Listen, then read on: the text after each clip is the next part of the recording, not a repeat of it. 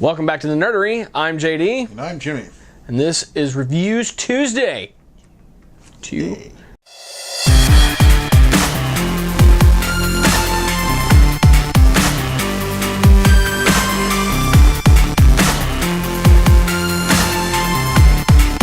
Well, Jimmy, you've got a nice little stack. I'm glad you do, because I have this lovely trade right here.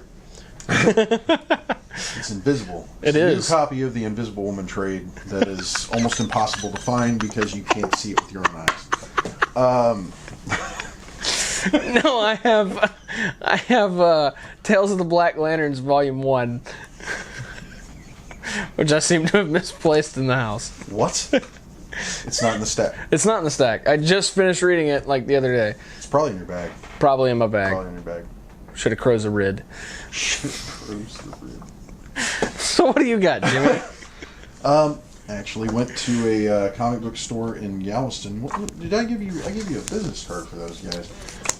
And I have to at least get this out there because if you are on the Galveston Island, I'm sure you have very few spots to pick up comics or do anything like that. And these guys are actually pretty big on selection. Huge Selection. But they are located on 8910 Seawall Boulevard, Galveston, Texas 77551. Now I'm just doing this as a review. I was very impressed with the selection. I thought they were really well stocked. I was not too keen on customer service, but I didn't feel bothered, but at the same time I didn't feel like pressured. I didn't feel pressured, but I will say this, they're pretty good on organization as far as their back issues. And I'm going to go with the 4.5 chimichangas on my experience there. How's their new issue care? Bag and boarded or? They are bag and boarded. Very nice. I didn't see anything new as far as anything that I hadn't run across yet. Okay. So, that as far as the organization, I wasn't too sure on. It is alphabetical, but it seemed kind of sparse, and I guess it's because they didn't have a lot. Because we've had storms. Yes, thank you, Harvey. Messing us all up, man. No, really cool place, and I actually found some back issues there. One of which I brought this evening, which is Spider-Boy Team Up Amalgam Press. From Amalgam Press, Spider-Boy Team Up #1, June of '97. This is the follow-up to the, I believe, June of '96. Yes. And this is really cool because I didn't know this existed. I knew there were other titles I didn't pick up in the '97 run, but this was one I didn't know existed. Yeah, a bunch of the stuff from the first two runs did get continuations later on. Yeah. And apparently that's one of them. It's pretty cool. I thought it was an impressive story. It dealt with Spider-Boy, which is an amalgamation of Spider-Man and Superboy, the Metropolis Kid from the Reign of Superman line. And they're basically in this mashup universe where you have the Legion of Galactic Guardians 2099. It's just like the Legion of superheroes from the future DC universe, and I guess a bunch of characters throughout Marvel's history that are amalgamations of them. Oh, wow. And even seeing 2 iterations because it deals with time travel and dimension hopping. Oh, wow. So it's pretty ridiculous, but the artwork is amazing in this book. It's super detailed. It's kind of detailed in that weird, super hyper realistic, gross or really cute way, or even beautiful way. Some of the disgusting characters are really depicted as disgusting. You see a lot of lumpishness in their faces, loose hairs here and there. And the guy really got into the detail of everything. Great book.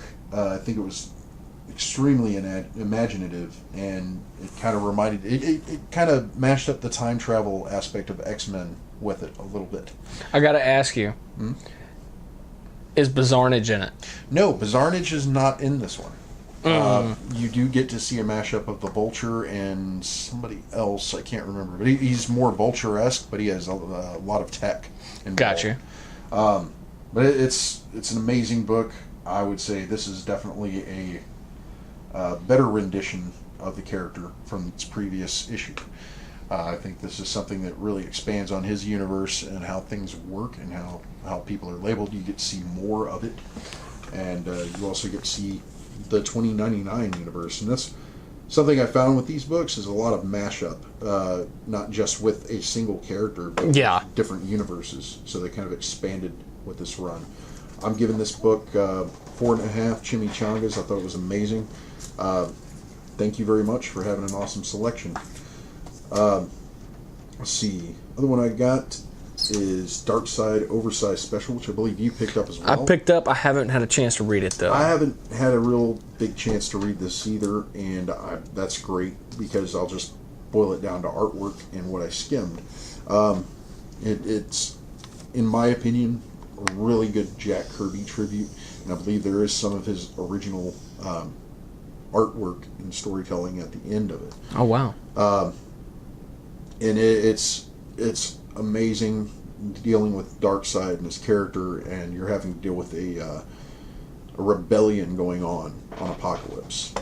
And they have gone as far as to deface the giant statue of Darkseid. Oh, wow. Calling him, giving him some sort of dictatorial title. And it's, it's pretty crazy because, those people got some serious balls. Yeah. They will be dead if he ever finds them. But no, this really cool story. As far as I could skim, you've got some great artwork, and it looks like a wonderful tribute to Jack Kirby's memory. And, they're celebrating his 100th year in comics. I mean, even though the man is not with us anymore, his work will echo. Oh, yeah.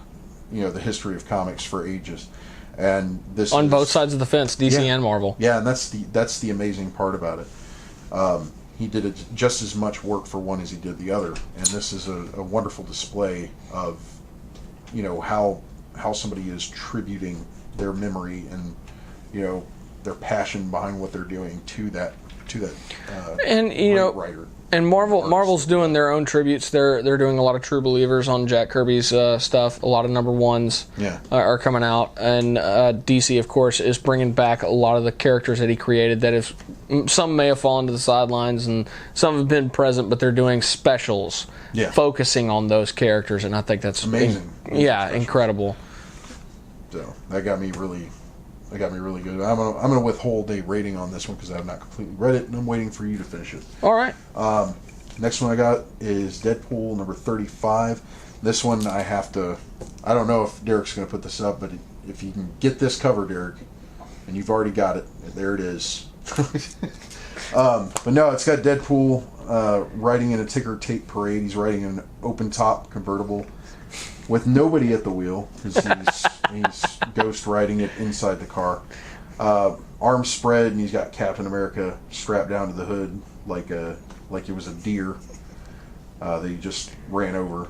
And he's like enjoying everyone's praises. Somebody's holding up a sign saying Deadpool saved us all. This is totally how Secret Empire ends. These big signs that say stuff like that. And so this is a great book, but I will actually say the cover is probably the most funniest thing about the book. It's very serious because all the while Secret Empire's been going on, Deadpool's kind of been playing along, unbeknownst to his superhero friends. Mm-hmm. Because Hydra's been on their tail the whole time, and Deadpool's kind of been feeding them these C and B list heroes, and using them as kind of like how, hey, I brought you this guy, I brought you that guy, getting cred for it, and just trying to keep them away from all the big names. Yeah. So when shit gets figured out, they can come in and fix it all. Well, in this book, he has a great deal of a misunderstanding with Maria Hill on that issue. Oh. Because he was responsible for, under Captain America's orders, he was responsible for killing Coulson, Agent Coulson. Oh, Jesus. And he was also responsible for dismantling and possibly killing his S.H.I.E.L.D. agent friend, forgot her name. That's terrible. She's already dead. Agent May? No, not Agent May. Come on, Maria.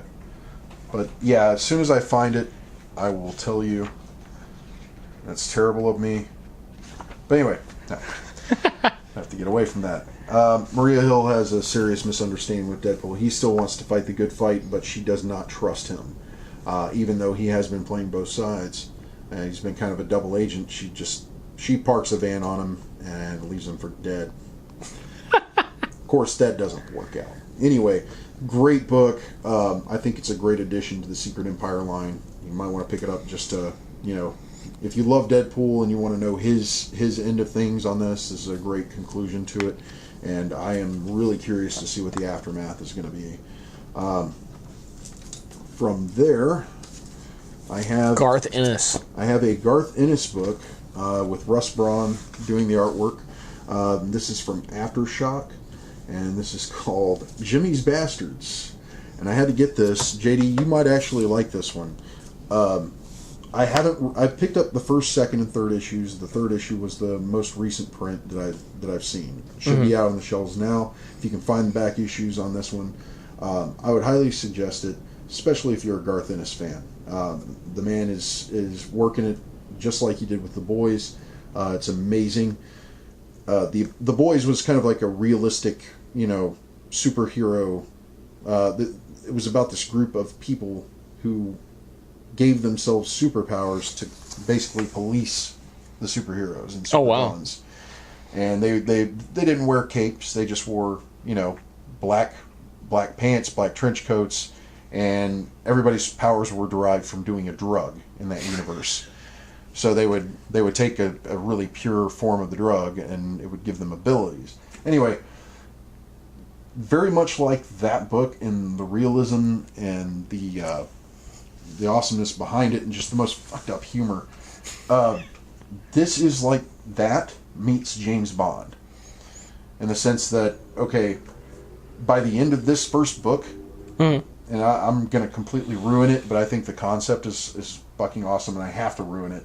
By the end of this book, you see a cult that's gathering in this temple. Or no, they're gathering in one of the British government buildings that's closed. And they're all hooded figures, they're wearing these red robes, and they get up on stage and they start, they start a slideshow of Jimmy, or James. He's an MI6 agent. So anyway, they do the slideshow about him, and they're pointing at him saying, we have to give back to the one who has sired us all. Oh. And there is a crowd of people who are in robes. They throw down their robes, and they're all males, females, whatever, but they've all got his facial features. Hence, Jimmy's bastards. His bastards are coming back to kill him. They're all screaming at the image of him on this projector saying, "Kill Daddy, kill Daddy." And it's like, oh God, this is going to be insane. I gotta borrow that too. Right? I gotta read issue 2 and 3, and then you can totally borrow it. But anyway, I'm giving that one 5 chimichangas because of Garth Ennis' fucking shock factor. I love it. That is what I expect from the man, and he delivers every time. It's just like a pile of what the fuck. And Aftershock is actually a very fast and up and coming publisher. They are putting out a lot of really great stuff. Another good title if you like kind of the medieval fantasy type stories, or if you ever watched the anime Berserk or read the manga, check out Pestilence. It's really, really awesome. It takes place in kind of a medieval fantasy realm, and these guys are dealing with these zombie hordes. They're probably magical, or maybe I think they're magical, because it really... They're magical zombies. Sounds like they're blurring some lines here. Well, no. There's different kinds of zombies. I mean, I wish Patty were here right now to talk about this, but there are different kinds of zombies, because I'm pretty sure she know what the hell I'm talking about. You got your mystical, you got your undead that are brought back from the grave, you got your the cosmic radiation zombies, like in what was it? It's that one thing. Omega Man. Omega Man, which was kind of like a ripoff of I Am Legend. Okay. Omega Man was kind of based on the idea that the zombies in there were radioactive. There were supposed to be, in the story, there were supposed to be good ones and ones that, or not good ones, but ones that kept their humanity and ones that completely turned. I'm just going off on a tangent here about those comics.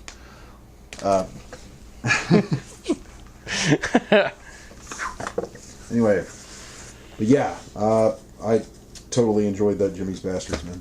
Awesome. Really good book. All right, and I have this fantastic Invisible Trade here. It's the Wonder Woman special edition. It's in the jet. How much did you pay for it? I got that online. Hold on. Let me guess. You got it online for about as much as you could get for an Invisible sandwich. Right about. Okay, cool. Right about. I may have overpaid. Keep them guessing. Keep them guessing. Go look that up. See what happens. Probably crazy. But Tales of the Black Lanterns, Volume 1, obviously DC, and obviously taking place during Blackest Night. These are a lot of the tie-ins. Most of them are 3 issues, some of them are 2, and there's actually a couple of number ones in there, just the one-shots.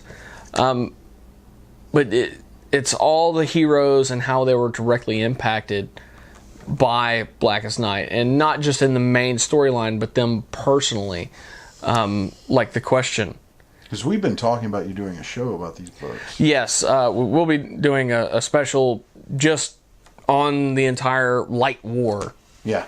Because it's 3 large chapters. Think of this as a prelude to. Yeah, prelude to the Light War trilogy special. Because you have the Sinestro Corps War, Blackest Night, and then Brightest Day. Yeah. And then there's some crap shoved in there in between. But no, Volume 1 of Tales of the Black Lanterns is all these tie-ins, and the Questions tie-in was pretty powerful. Kind of grabs you. Yeah. But more so than that would have to be Deadman's, because he goes to the grave of Boston Brand to find it coming out. He's looking at his body coming out, leave its grave, and well, he's dead, man. He doesn't have a direct impact on reality. He does it by possessing people. So he tries to repossess his own body. That's a bad idea. Yeah, it was a terrible idea. And pretty much all the Dead Man can do is to fight Black Lanterns is to possess them and make themselves tear themselves apart. Wow. It's pretty gruesome, and you know, a lot of these tie-ins, like I said, they're powerful. They're going to elicit a response from you, more so than the main line, than the main story will.